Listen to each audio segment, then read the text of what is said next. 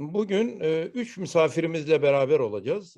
Ben bunu biraz sonra onlarla beraber gittiğimiz, ziyaret ettiğimiz yerlerle ilgili kısa bir iki PowerPoint göstereceğim. Onları paylaşacağım sizlerle. Ondan sonra onların özelliklerini de söyledikten sonra onları tek tek davet edeceğim. Onlara aşağı yukarı 3-4 soru soracağım ve bu soruları onlar kısa kısa cevaplandıracaklar. Bunları da arkadaşlarımız tercüme edecekler sizlere. Sorular bittikten sonra sizin sorularınız olursa onlara tek tek, onları da yine arkadaşlarımız onlara tercüme edecekler. Evet, bu tercüme meselesinden bir taraftan zaman kaybı olabiliyor ama bunun başka bir yolu da yok o zaman. O zaman bu gibi misafirlerimizle, kardeşlerimizle, abilerimizle görüşmeme durumumuz olur. Tamam, bizler görüşüyoruz ama sizlerin de tanışmalarınızı arzu ettik. Onların da sizleri tanımalarını arzu ettik ki ben kimlerin, nerelerden, nasıl geleceğini de onlara daha önce bildirdim, konuştuk, yazdık. Dolayısıyla Allah hayırlara vesile kılar. Tabii sorularımız genel anlamda şöyle olacak. Hizmet nedir? Fethullah Gülen Hoca Efendi kimdir? Hizmetin dünyaya katkıları nelerdir? Sizin bu konulardaki tecrübeleriniz ve gördükleriniz neler oldu? Ve sizin bu hizmet gönüllülerine tavsiyeleriniz nelerdir? Şeklinde 5 soru soracağım ki kendilerine zaten daha önceden gönderdim bu soruları. Bu sorulara her birisi kısa kısa cevaplayacaklar. Böylece farklı bir şekilde insanların bize bakışını görmüş olacağız müsaadenizle. Ben hemen şununla başlayayım müsaade ederseniz. Enver Alem abimiz Hindistan kökenli, akademisyen kendisi. Ben Fatih Üniversitesi'ndeyken Fatih Üniversitesi'nde 1 yıl kaldı. Bu kaldığı süreç içinde bir taraftan üniversitede kendi konusuyla sosyal bilimlerle ilgili çalışmalar yaptı. Bir diğer taraftan da yani hizmet nedir, nasıl yapılıyor, ne ediliyor çok değişik yerleri ziyaret etti. Daha sonra da Gaziantep'teki Zirve Üniversitemizde 1 yıla yakın kaldı. Şu anda da Afrika'da yine bir üniversitemizde, bir ülkede hem oraları görüyor, oralardaki insanlarla beraber oluyor ve ikinci kitabını hazırlıyor şu anda Enver abimiz. Birinci kitabı Allah rızası içindi başlığı. Hakikaten çok mükemmel hazırlanmış bir kitaptı. Sağ olsun Hakan Yeşilova hocamız onlarla birlikte güzel bir kitap çıkarmış oldular. Her tarafa gönderildi ve kendisi de her yere tanıtımlara gitti. Bu da Profesör Cahit Lekara abiyle birlikte Houston'a geldiğinde kitap tanıtımındaki programdan bir görüntü. Evet, evvela herkese hoş geldiniz diyorum. Ben bu Türkçeyi İngilizceye inşallah kısaca çevirmiş olacağım hızlıca. Yes, I would like to welcome everybody to here on this lovely day in the good togetherness. And I will now translate Prof.Dr. Şerif Tekalan abi's introduction and other information shortly. We have 3 distinguished guests today. And we will have a conversation with them, first presenting the photographs and our background in our friendship, the places we went, the people we see in the previous time. And after then, we will invite them personally one by one, direct 4 or 5 questions to them, which will be about Hizmet movement, Fethullah Gülen, and what are the contributions of the movement to the world, and their suggestions to us. And there will be a Q&A after then for public. And after then, we will do a quick conversation about the general questions and answers. This translation is necessary because there are different people having different languages in their countries, so we will try to increase as much as possible to be more understandable. Although it is a bit loss of time, we will try to be patient about that. The first one is the first person, our distinguished guest is Enver Alam, as we already know. He's an academician, and he has actually visited Fatih University for 1 year to Şerif Tekalan abis, and over there he has visited various institutions, and he know Hizmet in different scenes and settings. After then, he has gone to Gaziantep at Zirve University. He also stayed 1 year there, and currently he's in Africa now. After his first book, which is an acclaimed and well-known book, now he's preparing his second book in Africa. Profesör Cavit abi kitabını okuduktan sonra o da kitapla ilgili görüşlerini anlatmış oldu. Profesör Marian abi bunu hemen burada bulunan herkes tanır. Çünkü bazı programlarımıza katıldı. Büyük ihtimal şu anda da takip ediyordur.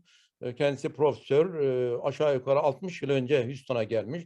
Polonya kökenli, 13 dil biliyor. Türkçeyi de gayet güzel biliyor, konuşuyor Marian abi. O da anlatmış oldu. Evet, misafirlerimizle birlikte bizim kültür merkezinde beraberliğimiz. Sonra işte kitapları imzalatmaya gelen insanlar. Daha sonra North American Üniversitesi'ne sağ olsun biz ziyarete geldi Enver Alem abi. Bu da Zirve Üniversitemizdeki rektörümüz onunla beraber olduğunda. Profesör Cavit Lakar abi elektrik elektronik mühendisi. Üniversiteyi Pakistan'da bitirmiş. Master'ını 1975 yılında ODTÜ'de bitirmiş. Doktorasını Amerika New York Üniversitesi'nde bitirdikten sonra 15 yıl burada çalışmış Amerika'da. Sonra Pakistan'a dönüp orada senatör, rektör, aynı zamanda YÖK başkanlığı yaptı. Biz Pakistan YÖK başkanı iken Pakistan'da, İslamabad'da tanıştık. Sonra o da Fatih Üniversitesi'ne geldi, biz ziyaret etti. Daha sonra da Amerika vatandaşı olduğu için Houston'a yerleşince sağ olsun biz ziyarete geldi. O günden beri beraberiz kendisiyle Cavit abinin. Cavit abiyle pandemiden önce 4 Afrika ülkesine gittik. Burası Etiyopya. Etiyopya'daki Afrika Birliği'nin Milli Eğitim Bakanı Profesör Sara Hanım. Onu ziyaret ettik. Yine İsviçre'den de bir hocamızı yanımıza alarak. Etiyopya'daki okullarımızdaki öğrenciler bunlar.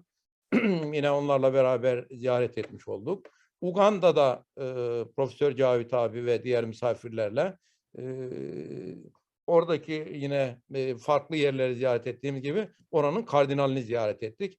Tabii bu ortadaki İsmail abi Allah rahmet eylesin geçenlerde vefat etti Covid'den dolayı. Tanzanya'daki bizim ilk hizmetimizin başlangıcındaki abimiz. Yani ona gidildiğinde ne yapmam lazım? Kendisine bir ev yaptırıyormuş.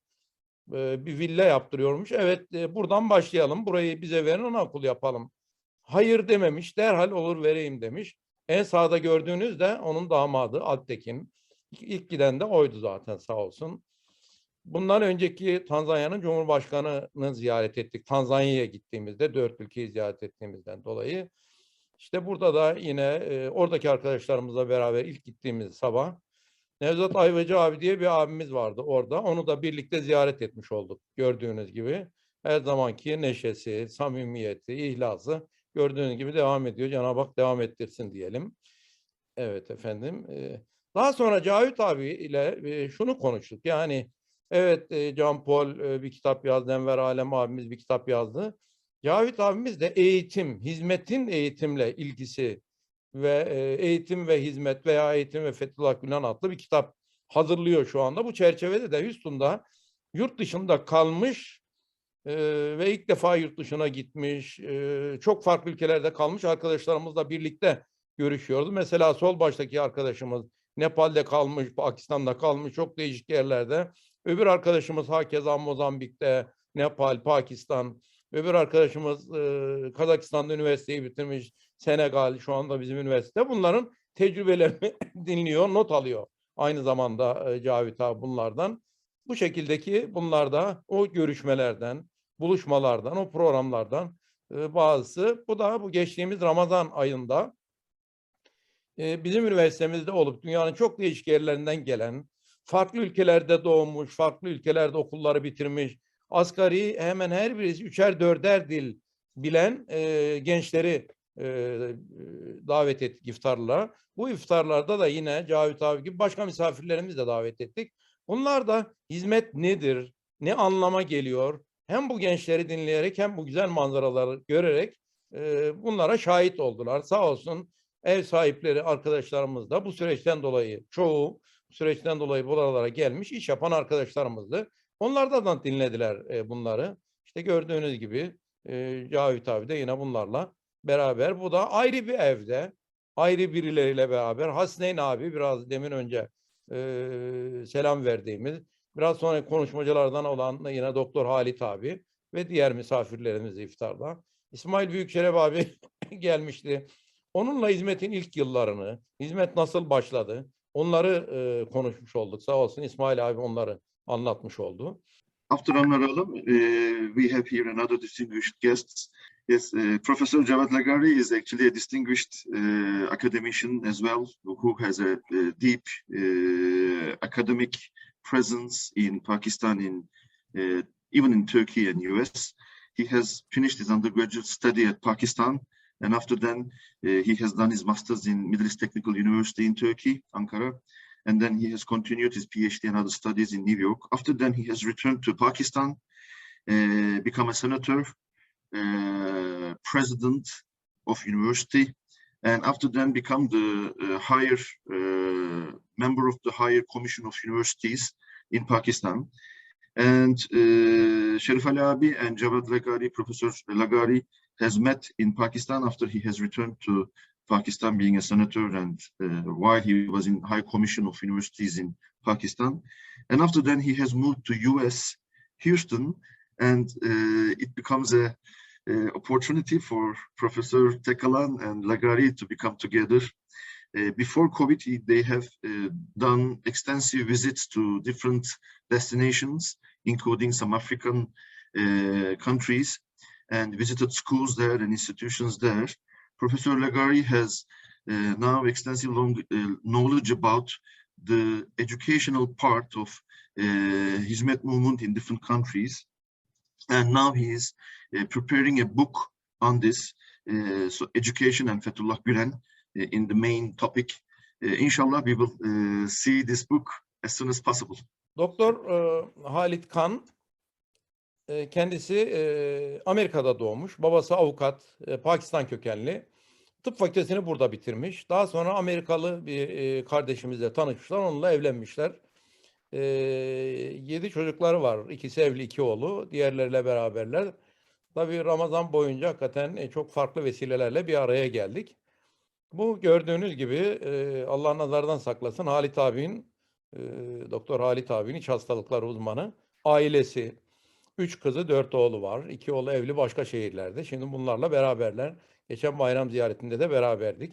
Ramazan'da da oruç nedir? Bir iç hastalıkları uzmanı olarak onu anlatmış oldu gelen misafirlere. Bu yine iftarda kültür merkezimiz. Misafirlerimizi böylece tanıştırdıktan sonra sizlerle Profesör Enver abi, if you let me permit, I will speak Turkish and then Hakan will translate to English to you for my question. Fine. Thank you Enver abi for joining us. Thank you. You are very busy, I know, but everybody is busy. That's right. And this is another things. And I would like birinci soruyla başlamak istiyorum. Hizmet nedir size göre? Bir kitap yazdığınız için, Allah rızası için diye hakikaten çok mükemmel düşünülmüş, senelerce değişik yönüyle özümsenmiş bir kitap olarak gördüğümden dolayı herhalde sizin farklı bir tarifiniz olacak bütün dinleyenlerimize, misafirlerimize. Size göre hizmet nedir? Tarifi nedir? Evet Hakan abi, you can translate. Yeah, Enver abi, I think you received the questions before. Yes. But Professor Şerif abi is telling people that you wrote this book for the sake of Allah and how special a book that is.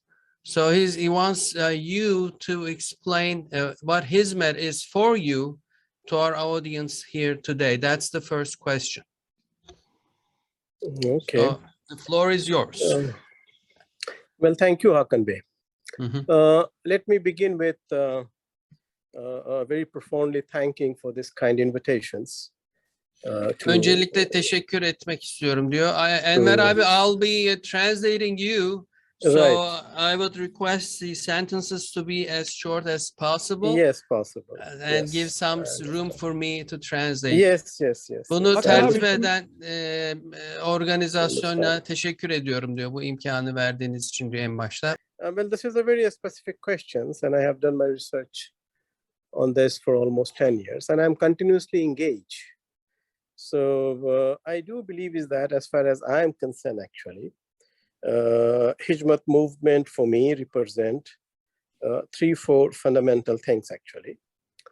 One is that for me, it is Islam-led alternative developmental discourse with a very universalizing message of peace, cooperation, brotherhood, friendship, with a continuous action to fight the notion of other or any kind of the hatred as such. That's what it appears to me as such. So that's the number point one, actually. Let me if I- translate here if I may. Yes, Enver abi. please, please. Yani o tabii 10 yılın üzerinde bir süredir bir hizmet hakkında araştırmalarıma devam ediyorum diyor. Bu kitap da onlardan meyvelerinden bir tanesiydi. Hizmet bana göre İslam'ın terakkiye açık yönünü temsil eden ama aynı zamanda evrenselliğiyle herkesi kucaklamaya hazır, kucaklama yönünde mesajı olan ve ötekiyle nefrete karşı mücadeleyi aksiyonunun merkezine koymuş bir hareket. For me, that the second important aspect of the Hizmet movement is deeply connected with the idea and praxis of education, actually. It is not that Fatehullah Gulen is probably the only individual who highlighted the importance and relevance and significance of education. There has been many alims and many social scientists. That's not really important for me. What's really important here is that probably for the first time, and maybe not even for the first time, maybe after many years, after more than 300 and 400 years, actually. But what is remarkable about Hizmet is that making education as a fundamental component of Islamic values and belief. And I think that is something very important, that unless and until you really get educated, you really cannot understand your deen and iman, actually. And I think that is one of the most significant contribution as far as the Hizmet movement is concerned, that it has provided not only to the Muslim community, but to the entire humanity, a very inclusive conception of education. So this was my second aspect, actually. Yeah. Alright, şimdi şunu söylüyor. Tabii hizmetin önemli vasıflarından bir tanesi de eğitim. Bunu sadece fikirde de tutmayıp aksiyona da dökebilmiş olması hizmetin mühim. Belki İslam dünyasında son 3-4 asırdır eğitimi İslam'ın en temel vasıflarından bir tanesi olarak kabul eden bir hareket olması çok mühim. Çünkü dinini ve İslam'ı gerçek manada anlayabilmesi için bir insanın dinini en baş eğitim alması gerekir. Yani başka bütün gerekçeleri bir kenara bıraksak bile din ve İslam'ı iyi öğrenebilmesi için eğitim sahibi olması gerekir. Bununla da beraber herkesi kucaklayıcı olması, herkesi kucaklayan, sadece belli kesimlere yönelik değil, herkese açık bir eğitim modeli ortaya koymuş olması. Birinci soru Gökhan abi, hizmet nedir? Siz nasıl anlıyorsunuz hizmeti? Size göre tarifi nedir? Good, abi. Professor Lagar, very nice to meet you first. The first question is, from your extensive knowledge and visits, what is Hizmet and what are your ideas about Hizmet in general? Well, let me tell you that even though I have been associated with people who have been part of Hizmet, I did not hear about Hizmet till I was in the United States, and that was like 4 or 5 years back. You mentioned, when I was in Pakistan, I knew personally the Park Turk schools, which were excellent schools. I visited them. Okay, when I was in Pakistan, like I said, I had many opportunities to visit the Park Turk schools, which were set under a Turkish foundation, but I had no idea, that this is part of the Hizmet, and they were doing excellent work, extremely good quality work. That was my first experience with groups that were associated with Hizmet, but I did not know they are part of the Hizmet. Then in Istanbul, when I visited Fatih University, when Dr. Sharif Ali was there as the president, again, I saw excellent work in the education sector. Again, at that time, I would not know the different foundations that were behind it. I came to America. I visited the North American University. Again, I saw excellent, and I was really amazed at the Turkish community in terms of the service they have done to education.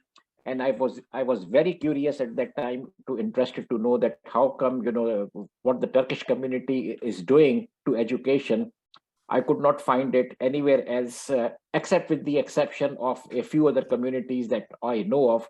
For example, the Ismaili community around the world does excellent service work, and they do excellent education, and they are absolutely non-political. So I found in Hizmet, not in Hizmet, well, I found behind these groups the equivalent of similar type of service. And during my association in Houston with Dr. Sharif Ali, I came to know that actually the philosophy behind this service to education was really the Hizmet. And Hizmet is basically meant service. So I was very curious that how come Hizmet can do such wonderful work in education, which many other communities around the world cannot do. So then I started learning more and more about the movement. And then because of my association with Dr. Sharif Ali, both as a friend and as a brother, I had the opportunity to visit a number of schools in the US, in a number of different states, including in Texas state, and as well as in other countries around the world. Obviously, all these schools were private schools, and they were run by independent foundations. So I'm only going to be focusing, of course, on education. And wherever I went, I found excellent quality in education. I found these schools to be non-political. I found these schools to be non-religious. But they were mostly focused on service. They were focused on humanity. They were focused on interfaith dialogue. I think that is very important to mention here. So the common thing, the common element, or the denominator, as they say in mathematics, in all these schools and educational institutes was basically that they were all associated with the Hizmet movement. So I think if that is true, which of course it is, then I will have to give credit for doing great service to education, Hizmet. And that is my view of the Hizmet movement. Thank you very much. Hizmetle ilgili ben ilk olarak Paktürk Cevat abinin ağzından konuşuyorum. Paktürk okullarında gördüm. Oradaki güzel çalışmalarını, ondan sonra başarılarını ve Pakistan çapında sağladıkları o güzel hizmeti orada tanıdım. Fakat bunun hizmetle olan ilişkisini ben orada bilmiyordum.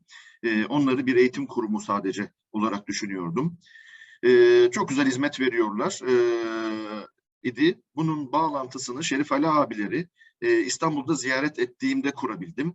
Ve bir hizmet hareketinin dünya çapında eğitim hizmeti veren bir cemaatin, bir hareketin bu işi üstlendiğini ve yaptığını öğrendim. Amerika'ya gelince de burada tekrar bu hizmet müesseselerini görüp ziyaret etmek mümkün oldu ve her gittiğim yerde gerçekten üst seviye bir eğitimin verildiği, mükemmel bir sistemin öğrencilere yönelik eğitim programının uygulandığını gördüm. Farklı eyaletlerde farklı okulları ziyaret ettim ve gördüğüm kadarıyla eşi benzeri olmayan bir eğitim hizmeti müşahede ettim. Belki İsmaililer buna biraz benzese de apolitik olmaları yönüyle, eğitime odaklanmaları yönüyle dünyada böyle bir hizmetin eşi benzeri olmadığını müşahede ettim. Şerif Ali abiyi tanıyınca bu mevzunun sadece eğitimdeki bir hizmet hususiyetinde kalmadığını, ciddi bir felsefe ve arka fon hareketinde bir anlayış olduğunu ve Allah rızasına yönelik gayretlerin eğitimde de böyle bir meyve verdiğini müşahede etmiş oldum. Şerif Ali abiyle beraber olduğumda hizmetin anlayışını da yakından tanıdım ve bu beni derin araştırmalara sevk etti. Gezdiğim okullarda gördüğüm arkadaşlarla şu anda gördüğüm kadarıyla hizmetin bu eğitim sistemini sağladığı mükemmel eğitim çalışmalarını inceliyorum. Ayrıca apolitik olması, interfaith diyalog yani dinler arası diyaloğa da yönelmesi bu hizmetin çok boyutluluğunu ve derinliğini göstermiş oldu. Şu anda onu araştırıyorum. Doktor Kalit'e birinci sorumuzu soruyoruz. Hizmet nedir sizce? Hizmetin tarifi nedir? Siz nasıl gördünüz hizmeti? So, Halit, Dr. Şerif Ali was asking, how do you view Hizmet? In your view, what is Hizmet? How did you meet it? And what do you think about it? So I was saying, thank you for inviting me to the meeting. Basically to the question, I cannot answer better than what the two gentlemen have already answered before me. And I'll say the sentences, and the young man who is there, he can translate for me. Doktor Halit abiler dedi ki işte zaten benden önceki diyenler kadar güzel diyeceğimi sanmıyorum ama onlar çok güzel söyledi. O da şimdi söyleyecek, bize anlatacak. Go ahead. Secondly, from my own point of view, that I can see and actually interpret into any kind of understanding is the main vision of the Hizmet movement. As you know, that I have a good understanding of Hizmet movement from the description and the observation that I have. Evet, şu an diyor ki işte benim açımdan, yani benim görebildiğim ve anladığım kadarıyla tabii ben gördüklerimi anlatacağım ve anladıklarımı anlatacağım. Go ahead. So the main 2 points that I would like to focus on the vision of the Hizmet that catches my attention, and hopefully it catches everybody's attention. First of all is human rights. So Hizmet movement has in its vision to protect the human rights. Also, the other point that is all people, all humans should be treated with dignity. These two main points are the most important part of Hizmet movement to me. Doktor Halit diyor ki benim açımdan en önemli 2 nokta hizmetin fokuslandığı, ilki insan hakları ve ikincisi de insanlara saygı verme, insanlığa saygı verme. Secondly, we can talk all day long, and that does not make anything happen. Everything has to follow with action. And that is something that I am witnessing with Hizmet movement. That is not only the words that people that I talk to are using to describe Hizmet movement, but actually they're putting into action. And that is what is more impressive versus other organizations that I have come across. Tabii ki her şeyde, yani bu her durumda görünüyor. Sadece konuşma değil, sadece işte yapacağız demek değil, gerçekten yapmak ve aksiyonla onu göstermek. Hizmette bunu gördüm. Sadece söyleyip yapacağız demek değil, gerçekten hizmettekiler bu işi yapıyor ve yapacağız deyince o işi tam olarak bitiriyorlar, tam olarak yapıyorlar. There are a lot of organizations out there that do a lot of good work for humankind in different communities. What catches my attention more is that Hizmet movement is more in line with Islam. So not only is it helping out like other organizations, but is kind of like rekindling the fire, rekindling the need and actions that are needed from a Muslim community to apply with their neighbors, with their fellow human beings, regardless of religion and background. Ve en son olarak da tabii başka organizasyonlar da var. İnsanlara yardım eden, insan hakları ve insanlara saygı gösteren. Ama hizmette bunları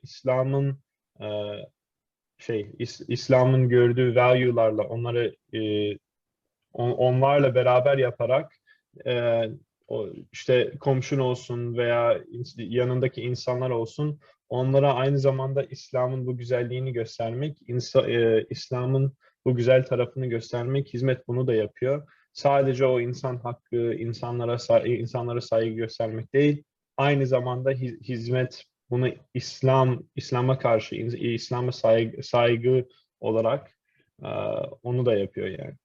Teşekkür ediyoruz Davut. İkinci sorumuz Enver abiye. Fethullah Gülen Hoca Efendi kimdir? The second question is about Hoca Efendi. Who is Hoca Efendi for you? Very difficult to answer, Hakan Bey. Extremely difficult to answer this question, that confining a person of such a repute with a few words and a few sentences will be extremely difficult for me. Nonetheless, you have asked these questions. What comes in my imagination is that I mean, this is just an imagination, is that he is not merely a universal Islamic scholars with a universal message, but he is one of the rarest moral and ethical voice in the contemporary world, actually. And if one has to see his entire work, action, praxis, sermons, speeches, what comes out is that throughout his life, he has been struggling to restore ethics in public life, actually. And I think is that this contemporary world, what they need today is essentially recentering the ethics in public life, recentering the ethics in governance, actually, and strengthening the civil society all over the globe, actually. And I think is that's where the central focus of Hoca Efendi comes, actually. Thank you. Thank you Enver abi. Özetlersek, tabii tek kelimeyle anlatabilmek çok zor. Kısa bir cümleyle Hoca Efendi'yi sıkıştırabilmek mümkün değil. Ama onu düşününce aklıma gelen ilk şeyler, onun İslami bir alim olup evrensel bir mesajı olan nadide şahsiyetlerden olması ve daha da belki dikkate çeken bir yaklaşımıyla şu an dünyada ender yine bulunan ahlakı vurgulayan nadir seslerden bir tanesi olması, Hoca Efendi'nin aksiyonuna, ameline, vaazlarına, hutbelerine, mesajına baktığınızda ahlakı kamusal alanda tekrar inşa etmeye çalışan bir figür olarak ben görüyorum. Çünkü bilhassa içinde bulunduğumuz çağda hem kamusal alanda hem hükümette, devlet yönetimlerinde ahlakın tekrar merkeze alınması çok büyük bir ihtiyaç. Bir son maddede sivil toplumun örgütlenmesi ve daha ön plana çıkabilmesi adına gayretleri de dikkate şayan. Çok teşekkür ediyoruz. Thank you very much Enver abi for the second question. Evet Gökhan abi, aynı soru Cavit abiye. Hoca Efendi kimdir? Nasıl görüyorsunuz? Cavit abi, in your view, who is Fethullah Gülen? It's a question that you cannot answer in 5 minutes or 5 hours or even 5 days. So what can I say? I mean, I've seen at least a dozen books and more than 24 articles about Fethullah Gülen, whom obviously is... Cavit abi, excuse me. There are so many people, especially in Turkey. Why even the professor follow him as he is graduated only primary school or like that? Yani insanların çoğu özellikle Türkiye'de yani bu kadar profesör nasıl sever onu, nasıl takip eder? Kendisi ilkokul mezunu. Sen ne diyorsun buna? Demiş oldum. Yes, Cavit abi. Yeah. So basically, it's such a difficult question because I have been not only to Turkey, but I've been to Africa, I've been to different states in US, and I've seen followers of Fethullah Gülen called Hoca Efendi by the Hizmet movement people very strongly. And it's not just like a blind faith, but basically they are following not an individual, but they are following his ideas. They are following his school of thought, which basically is the Hizmet movement, which is all about service. And like I said, it's all about dialogue. It's all about education. I have had the opportunity to meet the man himself, you know, in the US. I spent about 2 or 3 days with him, thanks to Dr. Şerif Ali. And I had the opportunity to observe him firsthand, you know, of the way he communicated with people, the number of visitors that came to see him. And let me tell you very clearly that it was not political, it was not religious. It was all about dialogue. I had, you know, there were people who were coming from Christian faith. There were people coming from all of the different faiths. They were coming from different countries. There were media people, reporters, school teachers, and 80% of the people who were coming to visit him were actually not from Hizmet movement. People just wanted to communicate with him, as I would say, as like a philosopher or a leader or a writer, somebody, you know, that writes well, and an intellectual is the right word for, again. So that is the way I look at it, you know, that what is Hoca Efendi? Is he a leader? Is he a philosopher? Is he an educator? Is he somebody that believes in humanity? Is he human? I think he's all of that. And that is my answer. Thank you very much Cavit abi. Evet, bu zor bir soru. Bununla alakalı onlarca makale ve çok ciddi kitap okudum. Öyle hemen cevaplanacak bir şey değil. Ama Şerif Ali abinin de dediği gibi insanlar bazen şaşırıyorlar. Nasıl olur da ilkokul mezunu bir insanın arkasından onlarca profesör, yüzlerce, binlerce insan gider, takip eder, etkilenir. Evet, Cavit abi, ben Türkiye'de, Afrika'da ve Amerika'nın çok çeşitli eyaletlerinde bu hizmeti müesseseleriyle, insanlarıyla beraber gezdim ve tanıdım. Takipçilerini gördüm, konuştum. Bu insanların hepsinin ortak özelliği bir kişiye ve o kişinin şahsına bir bağlılık hissetmediği, bir fikre ve bir anlayışa gönül verdiği ve bu uğurda gayret ettiğiydi. Ben de kendisiyle bizzat müşerref olma fırsatı yaşadım. Şerif Ali abinin girişimiyle. Kendisini de mekanında gördüm, konuştum. Onu ziyaret edenlerle de beraber oldum. Yani ilk izlenim orada birebir görüşmemde onun politik veya işte dini, misyoner amaçlı bir hareketi idare ettiği şeklinde değildi. Bu insan bir uzlaşma arayışında, diyalog çabasında ve insanlarla ilişkilerini bu yönde yönlendiren bir insandı. Tabii insanlar düşünüyorlar, yani geliyorlar oraya, politikacılar, yazarlar, düşünürler, aydınlar. Onlar da bu mevzuda konuşuyorlar. Yani o bir lider mi, eğitimci mi, bir imam mı? Benim gördüğüm o böyle bir uzlaşma arayan, dini, ahlaki değerleri herkesle beraber ortak bir anlayışta oturtmaya çalışan büyük bir lider. Teşekkür ediyoruz Gökhan abi, ağzına sağlık. Evet, Tuleyp abi, sen de aynı soruyu, Fethullah Gülen Hoca Efendi kimdir Halit abiye göre? So Dr. Khalid, in your point of view, from your point of view, who is Hoca Efendi for you? Who is Fethullah Gülen? What have you seen? What have you experienced? Very good. So I'm going to use different words from the other two respected gentlemen who just described him. In my point of view, he is a simple person. So Mr. Gülen, to me, what his portrayal of personality is, that he is a simple person.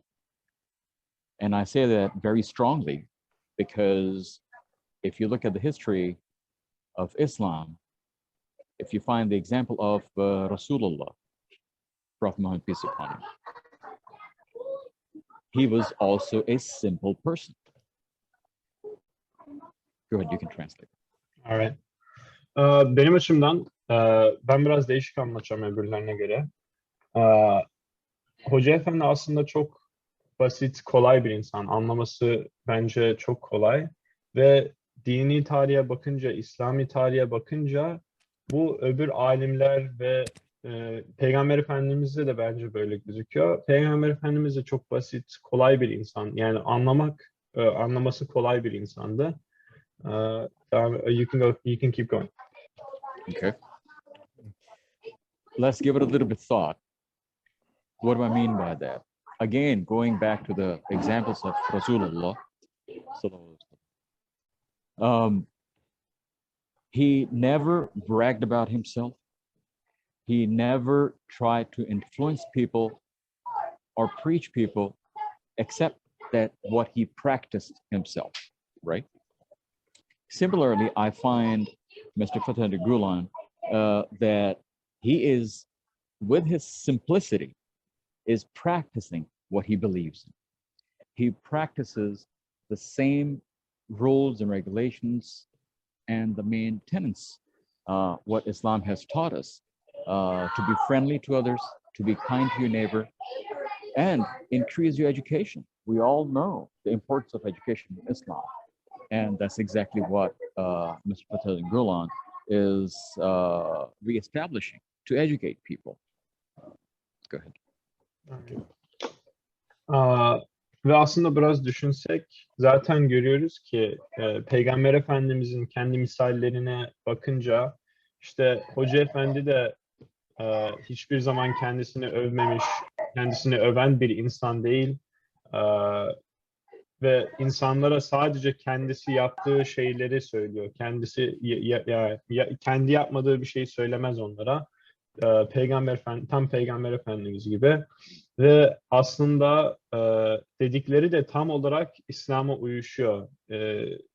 İşte öbür insanlarla kibar olmak, onlara arkadaşlık göstermek, işte yanındaki insanlarla beraber olmak ve aslında işte eğitim, education, insanlara öğretme ve onlara bir şey gösterme, onlara destek olmak. Ve işte o insan haklarını da aynı zamanda insanlara vermek. Thank you Halit abi, thank you. You're Evet Hakan abi, üçüncü sorumuz. Hizmetin hedefi ve insanlığa katkıları nelerdir? Enver abi. Yes, hocam. Yeah, what do you think Hizmet is aiming at? What is the ambitions for? And how does Hizmet contribute to the world? Yeah, how does Hizmet contribute to the world? As far as the aims and the objectives, I mean, which are right from the very beginning, since the emergence of the Hizmet movement into the early 1970s, actually. And that's the questions of the reason dialogue, the questions of the promotion of peace, the questions of brotherhood, the question of cooperation, the idea of very inclusive development, actually, in fact.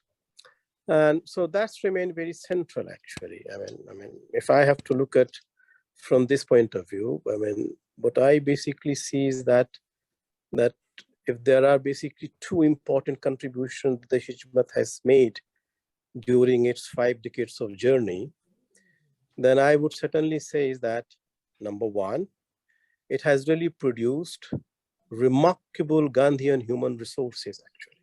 That is the word that I would like to use.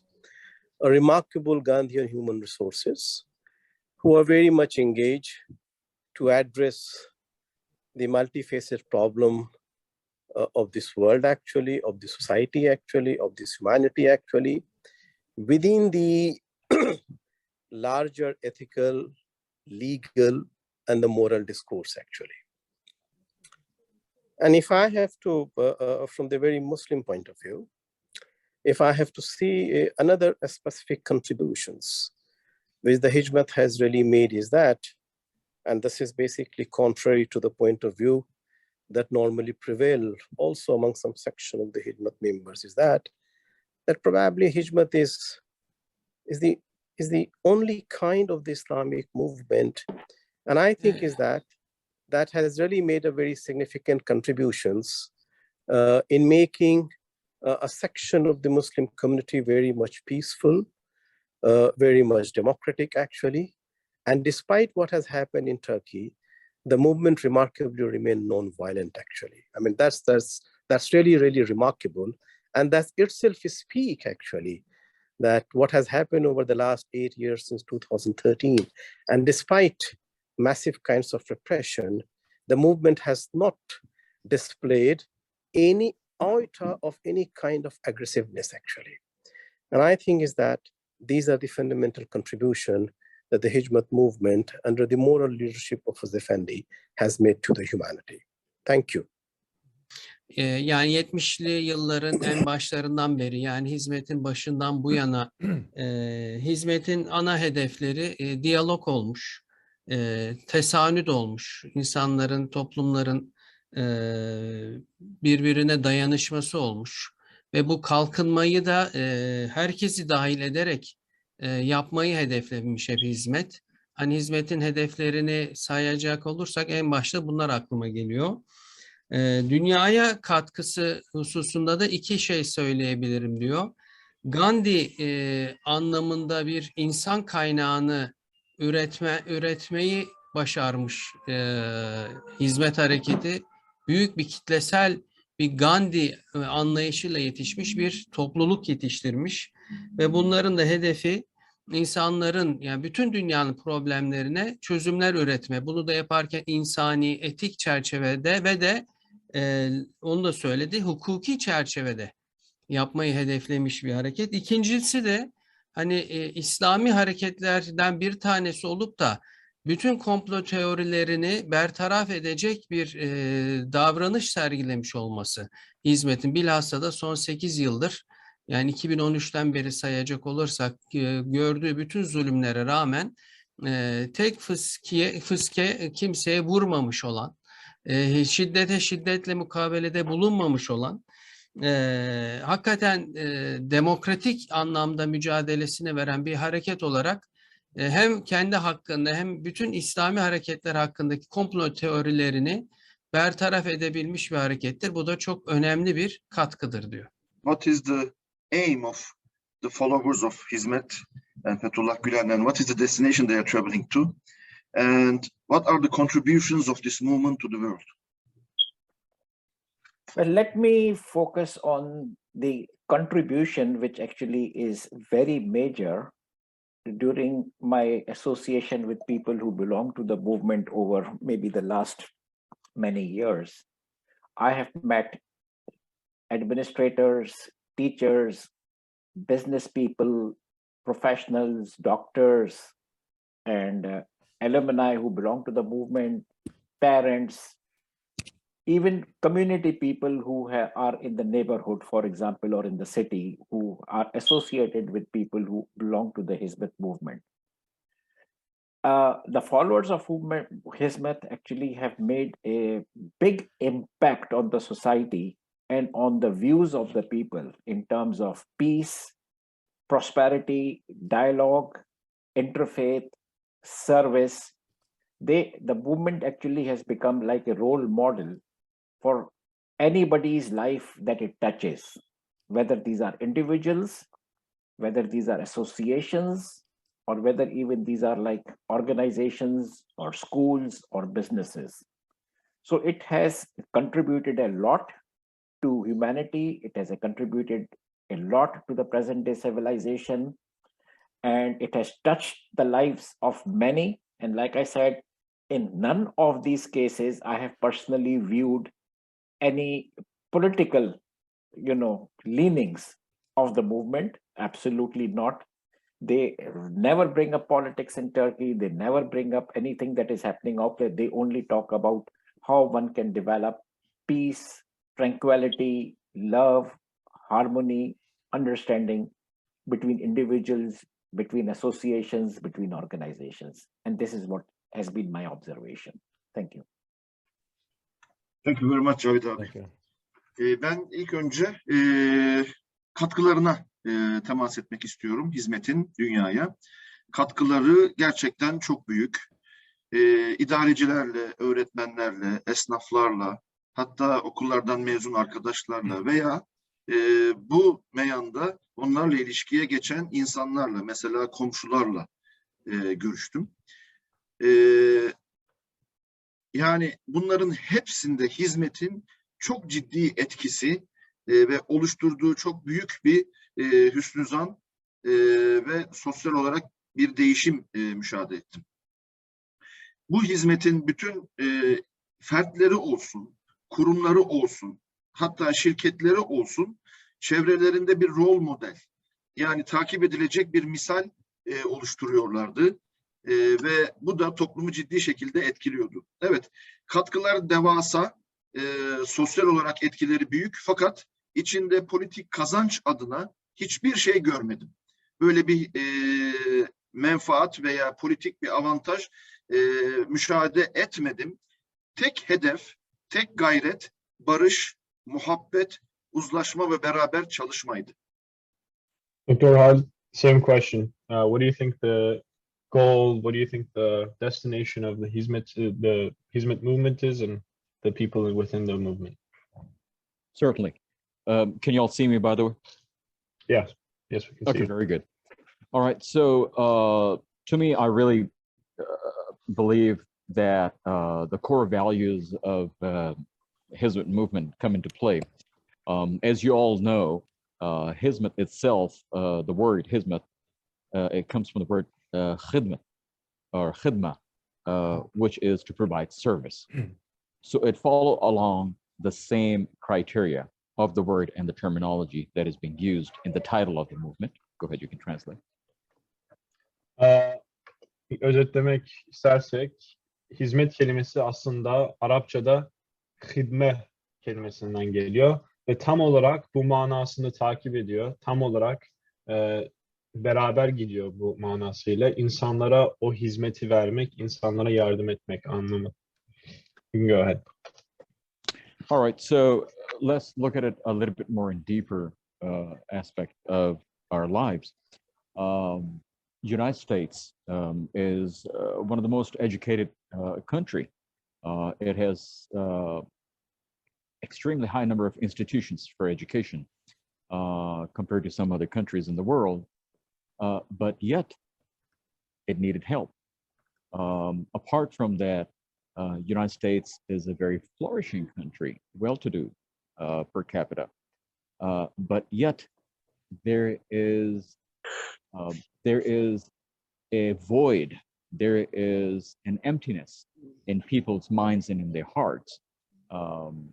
So education, the spirituality is missing, and to provide a solution for these two things mainly is a dialogue.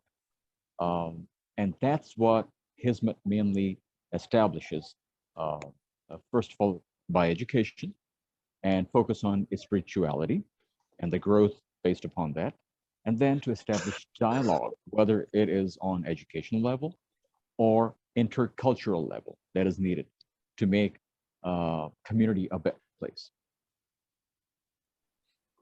Aslında Amerika dünyadaki en fazla eğitimi olan, eğitim için enstitüleri olan bir ülkedir.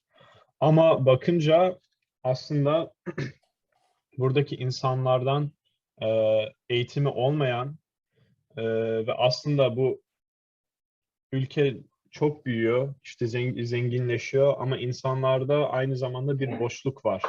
Bir maneviyat boşluğu var. Ve hizmet aslında bu boşluğu, hem maneviyat boşluğu hem bu eğitim boşluğu diyalog üzerinden düzeltmeye çalışıyor ve düzeltiyor da. Yani hizmetin en büyük ve en güçlü olan noktası o diyaloğu. Çünkü o diyalog o eğitim ve maneviyat boşluğu doldurabiliyor. Go ahead. Again, focusing on these 3 points that I just mentioned, that is what's needed, and Hizmet is very successful in providing that. And going back to when we're talking about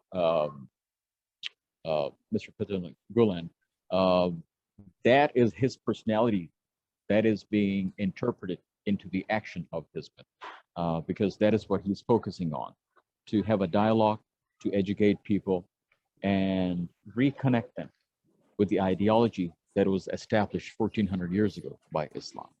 And That's what HİZMET is doing. Thank you. Thank you. Thank you. İyi Dr. Hadi. Ve son olarak da aslında Hoca Efendi tam o insanların ihtiyaç oldukları şeyi analiz edip insanlara onu vermeye çalışıyor. Diyalog olsun, eğitim olsun, maneviyat olsun ve insanları yeniden 1400 yıl önceki o değerlerle beraber yeniden bir bağlantı kurmaya çalışıyor insanlarla. Ve aslında hem Hoca Efendi'nin kendisi hem takipçileri de o işte maneviyat olsun, diyalog olsun ve eğitim olsun insanlara bunu vermeye çalışıyor Amerika'da. Ve başarılılar. Sizin hizmetle ilgili tecrübeleriniz ve bu konuda vereceğiniz örnekler nelerdir? Enver abi, Yes, yes. Şerif Ali abi is asking about your own personal experience with Hizmet, and if you could give some examples as to what you have observed and witnessed in your engagement with Hizmet. Any example that might be interesting to our audience? I think that during the course of my research on the Hizmet movement, both within Turkey and the outside Turkey, actually, number one, I would say that it has positively impacted me, actually. It has made me more sensitive, actually, about the questions of the religious values, about the approach towards Islam, approach towards the prophethood, actually, and approach towards Islam universal value, which I was certainly not much aware. And it also basically exposed me while working with the volunteers, asking all kinds of questions and going very far, actually. I mean, even provoking them, actually. But what was very remarkable is that the way the volunteers basically interacted with me and tried their best to answer all my questions, actually, you know, in a very peaceful, democratic, patiently manners, actually. That is something remarkable, actually. I mean, I must say that. The third thing is that I have been engaged academically, I would say, actually. I mean, since 2008, 2009, actually. I have really not really come across any kinds of the bad experiences in my association with the Hizmet movement, actually. I have never come across that in any way I have been treated, I mean, in certain conjuncture, badly or undignified or any kinds of others, you know. And that led me to convince, actually, that Hizmet is a philosophy which cannot be merely understood in terms of the text, but rather it's a philosophy to be experienced very deeply at the level of heart, actually. And unless and until you do not experience it, actually, you know, this whole individualization of self, it would be extremely difficult to really identify to identify with the Hizmet humanistic values, I would say. That's what I feel. So it has really positively impacted me as far as I'm concerned. That's what I would like to say. That. Bir defa şunu söylüyor, yani bir defa hizmet beni çok müspet bir şekilde etkiledi. Bilhassa da İslam'a yaklaşımımda, nübüvvet anlayışına yaklaşımımda ve İslam'ın evrenselliği hususunda bana çok müspet tesirleri oldu. Enver Bey'in önceki hayat anlayışını belki kitabına bakanlar bilirler, hani ideolojisini. Oradan bu noktaya gelmesi hakikaten, hani ben bir antiparantez olarak söylemiş olayım, büyük bir mesafe. İkincisi, arkadaşlarla, hizmetten arkadaşlarla oturup kalkmalarımızda ben her türlü soruma, ne kadar provoke edici bile olsa, büyük nezaketle karşılık verdiler. Çok medeni şekilde cevaplar verdiler ve barışçıl yollarla cevaplar verdiler. Bu da beni çok etkileyen hususlardan bir tanesiydi. Üçüncü olarak da tabii akademik tarafında da Enver Bey bulundu. Üniversitede çalıştı. Hizmet'in üniversitelerinde bulundu. Şimdi de öyle. Hiçbir menfi bir tecrübe yaşamadım. Hiçbir kötü muameleye maruz kalmadım. insanın izzetine zarar verecek, incitecek hiçbir muameleye maruz kalmadım. Bu da işin doğrusu beni şu manada ikna etti. Hizmete gönül verenler hakikaten işin sadece teorisinde değil, bir metin değil bu yani. Bir metinde bir şeyler yazılıyor ve onlar da hayır bunu hakikaten gönülden yapıyorlar yani bunu. Buna ikna oldum. Dolayısıyla insanın bu hizmetin bu insani, hümanistik tarafları benim açımdan çok etkileyici tecrübelerdi. The fourth question is about your personal experiences and maybe some significant examples that you can give to us about Hizmet. My personal experience, like I said, you know, my closest personal experience, of course, was when I met Hoca Efendi and watching him, you know, the simplicity in his life. That is very important, because someone previously also pointed out that our Prophet, you know, used to live a very, very simple life. And this is exactly what I observed. And you know, simplicity is a part of Islam, that we must not unnecessarily spend on ourselves, but we must help other. Any excess money that we have, any excess assets that we have, actually don't belong to us. They belong to somebody else. They belong to the poor. And this is what I learned when I was out there, that the simple life he was living, he was just living off one single room, which was also his study, his library. And despite, you know, and then everything else in his premises actually belonged to the people, where people would come and stay and learn from him, and classes would take place, and, you know, they would pray or get into a dialogue. So this is, I think, one big lesson that I have learned is that reinforces basically that our life is all about giving, not about receiving. And that is, I believe, the strongest message that has come from Hizmet. Thank you. Benim en önemli bahsedebileceğim tecrübem, şehadetim, kendisini müşahede ettiğim sırada yaşadığım o hissiyattı. Orada Hoca Efendi'yi bir sadelik, hayatında bir basitlik içerisinde buldum ki bu Peygamber Efendimizin de yaşam şekliydi ve temsil ettiği değerleri en güzel ifade edecek, Peygamber Efendimiz'i orada temsil edecek bir tarzı müşahede ettim. Esasında biz sahip olduklarımızın bize ait olmadığı, Allah'ın birer mülkü olduğu için esasında topluma, fakirlere ait olduğu fikriyatıyla büyüdük biz. Orada da onu gördüm. Hoca Efendi tek bir odada yaşıyordu. Bir kütüphanesi ve misafirleri vardı. Bütün yaptığı orada insanlara faydalı olma ve sahip olduğu şeyleri onlarla paylaşma idi. En büyük tecrübem budur. Dr. Khalid, I was wondering if you could share some of your personal experiences and your own observations from these experiences about the Hizmet movement. Certainly, I can do that, and goes along the same points that I was mentioning earlier. The funny thing is, I came across the actions of Hizmet, what they're doing in the community, even before I knew it was actually under the umbrella of Hizmet. For example, I came across the educational aspect of it, which is the schools, Harmony Science Academy schools. I mean, they are, you know, in several places in the United States. And then later on, I learned that's not only United States, they are in several other countries in Africa. Somebody else mentioned earlier in Pakistan, there are several schools in other countries, like Russia even has schools like that. So education is definitely one way that I came across. Go ahead, you can translate. Evet, ben aslında hizmeti tanımadan önce bu Harmony okullarını tanıdım. Ve aslında sonradan gördüm ki hizmet bu okulların arkasındaymış. Ve öğrendim ki işte sadece Amerika'da değil, sadece Harmony, sadece Texas'ta değil, aslında dünya çapında bu okullar her yerde ve bu eğitim her yerde, yani her ülkede yaklaşık. İşte Rusya'da bile okulların olduğunu öğrendim. The work for the humankind, as I mentioned earlier, dialogue is very important.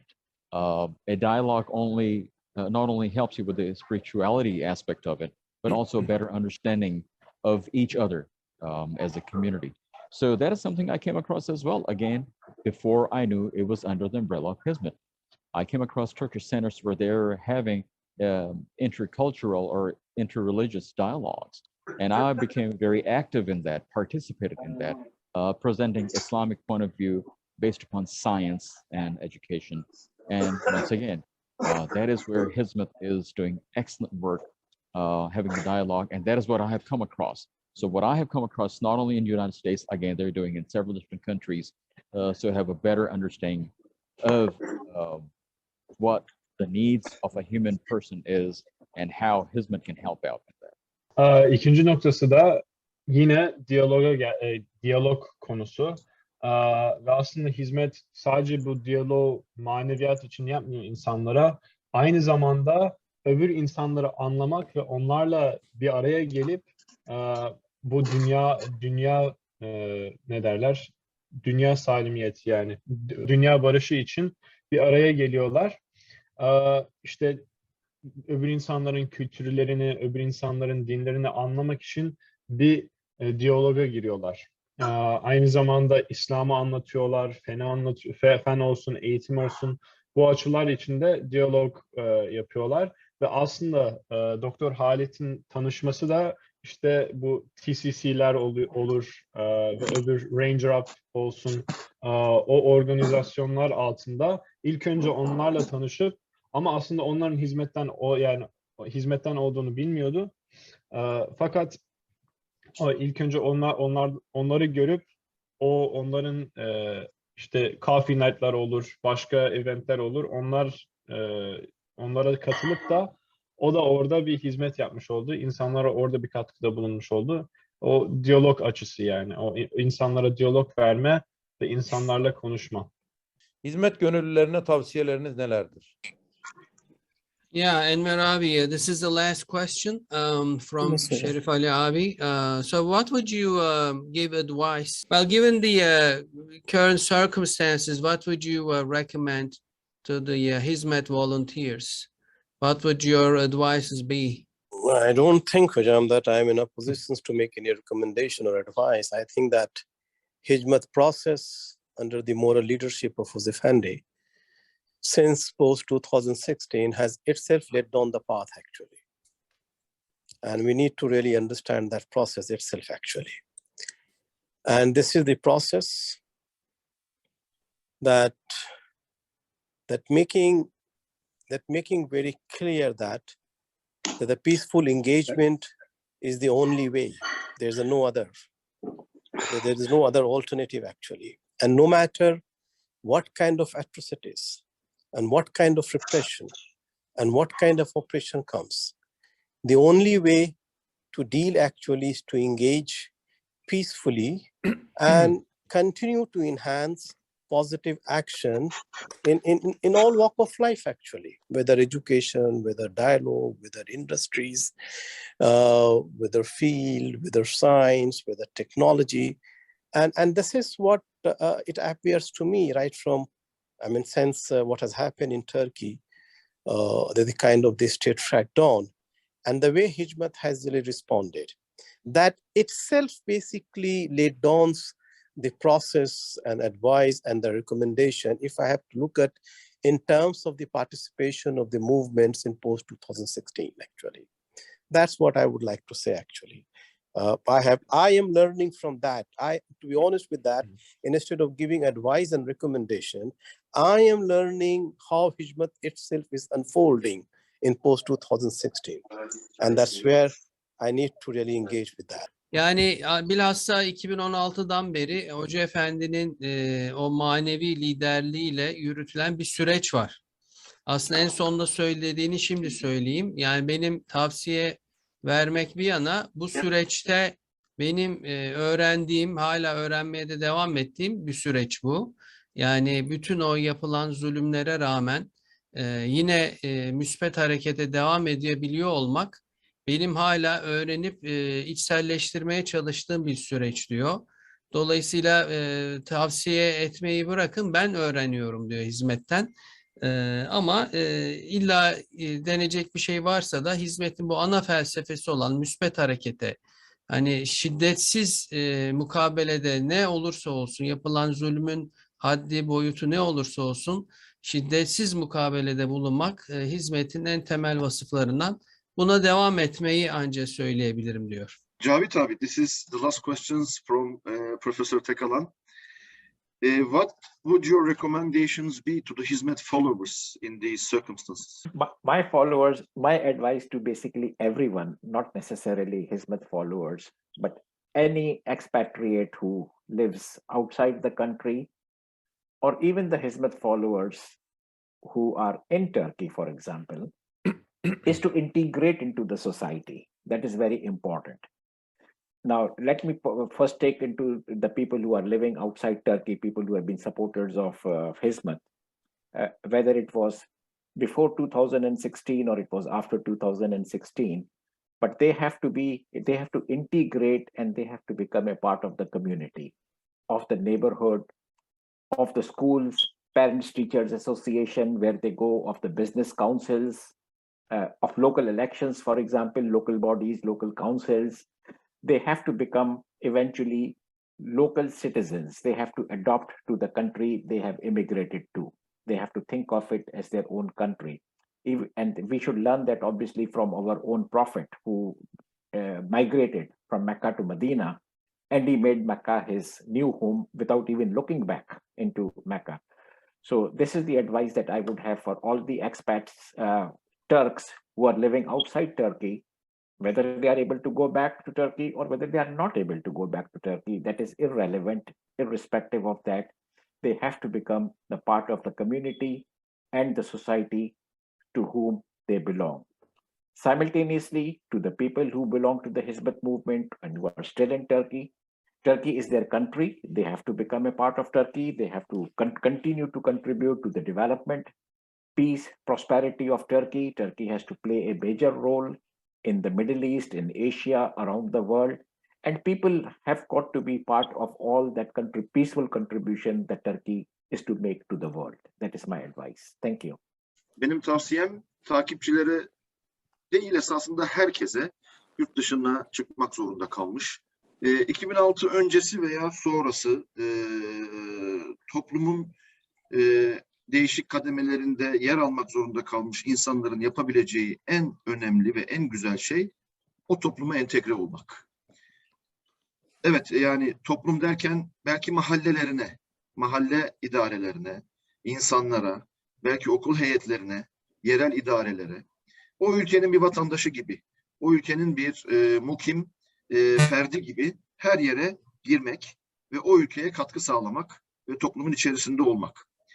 Bunu biz yani kendi ülkemiz gibi düşünerek bulunduğumuz yerlerde devam etmeli, katkıda bulunmalıyız. Peygamber Efendimizin hayatında da bunun somut örneğini görüyoruz. Hicretle beraber Mekke'den Medine'ye göçtüklerinde orayı kendi vatanı olarak ele alıp hayatı boyunca oradaki hizmetini kendi yeri olarak yapmış. Peygamberimizin örneğiyle inşallah biz de hareket edelim. Gurbette yaşamak zorunda kalan Türklerin yapacağı en güzel şeylerden birisidir bu. Türkiye'ye dönmek mevzu, yani gurbette olunabilir, Türkiye'ye dönülebilir, yine Türkiye'ye katkıda bulunabilir. Fakat bundan bağımsız olarak içinde bulunduğumuz mekanın, toplumun gereklerini entegre olarak katkılarımızı sağlayarak karşılamamız en güzel olur. Tavsiyem budur. Last question, Dr. Halit. What would be your recommendations, your wisdom that you could provide to the people part of the movement right now? I believe earlier when I heard the question was pertaining to the volunteers. Is that correct? Exactly. Okay. So for the volunteers, three main aspects for anybody who is volunteering, regardless what level you're volunteering. First of all, be yourself. It doesn't matter which part of industry you're volunteering in or which organization you're with, just be yourself. Go ahead, you can translate. Kendiniz olun. Yani herhangi seviyede olun, herhangi organizasyonda olun. O organizasyonu kendinizi katın. Yani kendiniz olun, kendinizi gösterin. Secondly, a lot of time people who like to volunteer, that is because out of the goodwill that they have inside them, and that's why they would like to volunteer. And often they end up starting or trying to start some of their own organizations or their own structure to volunteer. Hizmet already has established structure. There is no need to reinvent the wheel per se. And that is what I advise that the volunteers who are wanting to take advantage of this opportunity, they should wholeheartedly volunteer through the Hizmet organization. Bazı gönüllü olarak başlayan insanlar yani hizmetten başlıyor ama belki kendi organizasyonlarını kurmaya çalışıyorlar. İkinci olarak da kendiniz kurmaya çalışmayın. O komünitinizle beraber, hizmetle beraber zaten hizmetin başka organizasyonları var. Hizmete nasıl katabileceğinizi düşünün ve gönüllü olarak bu yolda devam edin. And then basically what I would say to really final thought on that is that under Hizmet, it gives you so much opportunity. It's not only in one country.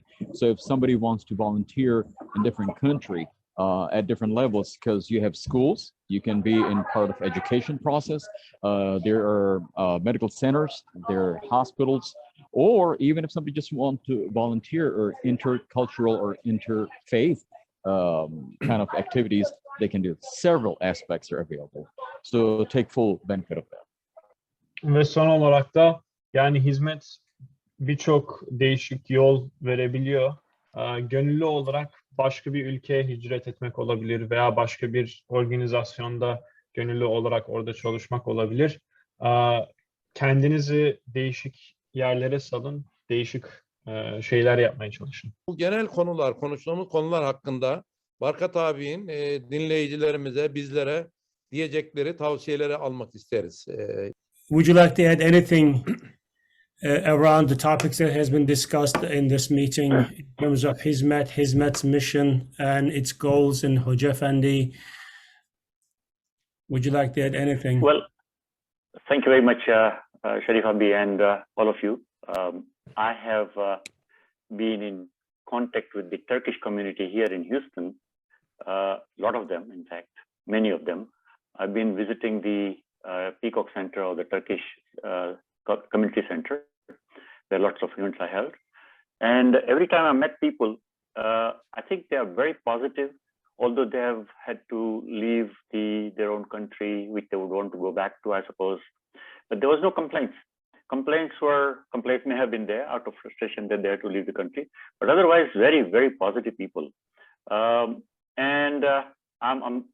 learned a lot about a lot more about the Turkish people in this discussion and about the Hizmet movement. I've read, I think, at least 3-4 books about Dr. Gulen, and Şerif abi has been sort of, filling me in a number of things.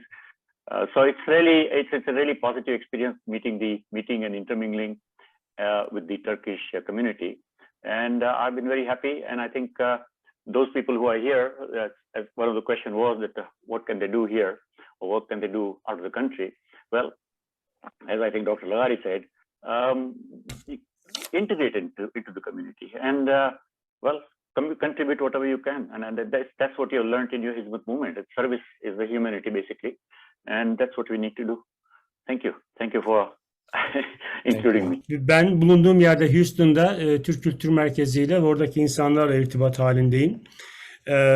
İrtibatlarımda şunu gördüm, hep insanların pozitif olduğunu gördüm. Yani yaşadıklarına rağmen, ülkelerini terk etmiş olmalarına rağmen hep pozitiflerdi ve şikayetleri yoktu. Hani yaşadıkları süreçten dolayı ülkelerini terk etmişler, biraz böyle bir çalkantılı dönemden geçmişler ama yine de şikayetleri yoktu bu insanların. Ve bu toplantıda da hizmetle alakalı, Türk insanlarıyla alakalı çok şey öğrendim. Şerif Ali abinin tavsiyeleriyle de hizmetle alakalı öğreniyorum.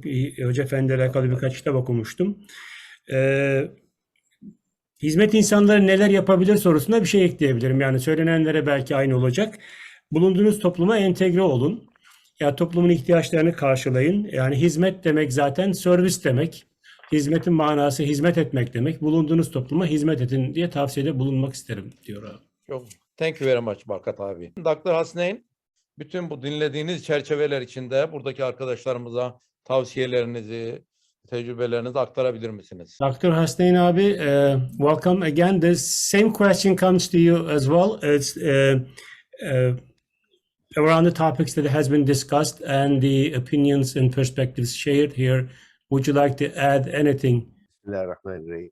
Well, thank you for the opportunity. But in our parlance we say that when wuzu has been done, there is no need for tayammum. So many good words have been said on this topic, in very wise words. And I am a newcomer to this. I thank Dr. Berkut to introduce me to Dr. Tekalan and the entire Hizmet movement. In the short period that I have interacted, I am learning. But there is one thing that, and having read about Hoja Effendi and his book and his quotes, of course I was aware of him many years ago, but not really with the Hizmet movement per se. There is one thing, if I were to make what they call in the US an elevator pitch, a quick one sentence analysis of this great man, is he taught me, and I think his message is that you must be a good human being before you can be a good Muslim. And I think that to me is profound from his writings, as was said earlier, that following the tradition of the Blessed Prophet, peace be upon him, that his words are direct, his essence of what he teaches is profound and very impactful. And I'm grateful that I have been introduced to this particular way of thinking. As a believer in social justice, it absolutely resonates with me as to what Hoja Effendi stands for in the entire Hizmet movement. Thank you. Bizim kültürümüzde abdest alındıktan sonra teyemmüme ihtiyaç yoktur diye bir söz vardır. Bu kadar güzel söylenen şey aslında abdest hükmüne geçmiş. Benim bir şey söylememe gerek yok diyor. Ama ben de öğrenen birisiyim. Hizmeti yeni öğrenmeye başlayan birisiyim. İşte Doktor Tekalan abiyle işte hizmeti öğreniyorum. Bir şey söylemem gerekirse belki Hoca Efendi ile alakalı diyor. Hoca Efendi bana şunu öğretti ve bunu da kendi hayatına gördüm. İyi bir Müslüman olmadan önce iyi bir insan olun. Bu aynı zamanda Efendimizin hayatında da kendini göstermiş, Efendimizin temsil ettiği bir şey. Nerede olursa olun, iyi bir Müslüman olun, iyi bir insan olun diyor. İkinci olarak da Hoca Efendi'nin sosyal adalete yapmış olduğu vurgu bana çok çarpıcı geldi. Ben kendimle özdeşleştirdiğim bir konu Hoca Efendi'nin bu konuda söylemiş oldukları ve aldığı aksiyonlar diyor. Ayrıca teşekkür ediyor abi. Alhamdulillah, it was such a mind-opening discussion. I really enjoyed listening to Brother Anwar Alam. I read his book all the way from first to last page about 6-8 months back. And very nice to hear Dr. Khalid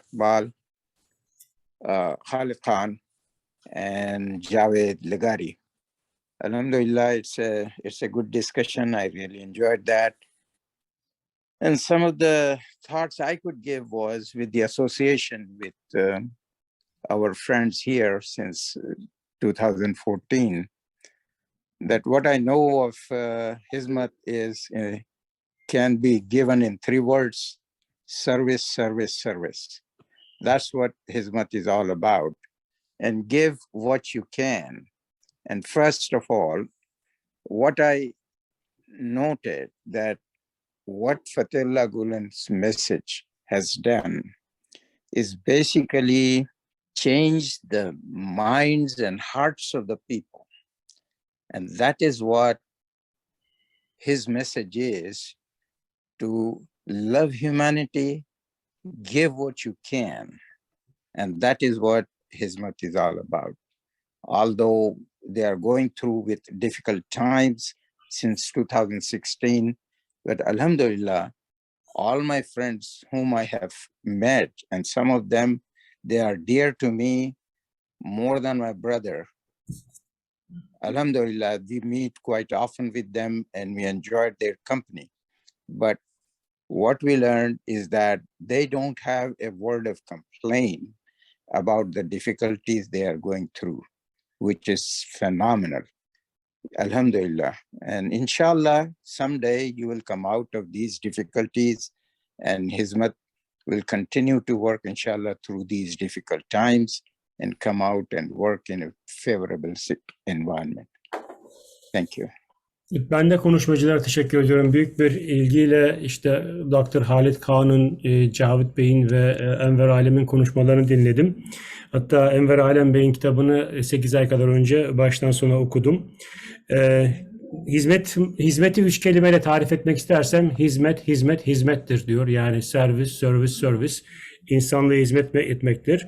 Yani imkanınız varsa, elinizdeki ne varsa onu verebilmektir benim anladığım hizmet diyor. Hoca Efendi'nin mesajı insanların aklını ve kalbini, akli düşüncelerini ve kalbi eğilimlerini dönüştürmek aslında. Hoca Efendi'nin gayreti bu. Bu da ellerindekini verebilmek için dönüştürmek. Yani onları o hale getirebilmektir. Ben arkadaşlarımla hizmetten tanıdığım çok insan var. Hatta kendi öz kardeşimden daha yakın görüyorum birçoğunu. Ve şahit olduğum bir şey, hiçbirinde bir şikayet görmedim ben. Ellerindekini vermeye çalışıyorlar. Ve inşallah hizmet bu zor günleri atlatacaklar ve hizmet arkadaşlar, kardeşler hizmetlerine devam edecekler diyor özetle. The question is actually the people who happen to know about Hizmet gain what in their experiences, in their spiritual life or in their worldly life? Well, like I mentioned in my comments and answers to questions earlier, the big thing that Hizmet is giving to this world, and therefore I have also learned from it, is number one, service, number two, humanity, love towards humanity, number three, dialogue, number four, live a simple life, and number five, wherever you are, adopt to the community and become part of it. It's basically most important is service, simplicity, integrating into the society, love for humanity, and interfaith dialogue and understanding of all other faiths and cultures. Kazanacağımız en önemli noktalar hizmetle olan ilişkimizde. Birincisi hizmet aşkı, insanlığa katkıda bulunma gayreti. İkincisi sadelik, yaşamımızda Allah rızası için belki göstereceğimiz sadelik. 3, entegrasyon, topluma katılma, toplumla beraber olma. 4, muhabbet ve aşk, insanlara sunacağımız bu sevgiseli. 5'incisi diyalog ve uzlaşma, insanlarla beraber olma gayreti. Enver abi, there's a question to you. Well, the question is about whether you yourself and people around you have experienced something similar to what the Hizmet people have experienced in Turkey in your own country. Maybe you may not have had the same experience, but in your India. Süremiz burada dolmuş oldu. Yani misafirlerimize müsaade vereceğim. Enver Alem, Profesör Cavit Lagari, Profesör Enver Alem, Dr. Halit Kağan, Dr. Barkat abi, Dr. Hasneyn abi ve diğer katılımcıların, arkadaşlarımızın, abilerimizin hepsine dikkatlerinden dolayı çok teşekkür ediyorum. Allah hayırlara vesile kılar bu toplantımızı ve bunların devamını inşallah daha sonra getiririz. Herkese çok teşekkür ediyorum. Başta konuşmacılar olmak üzere.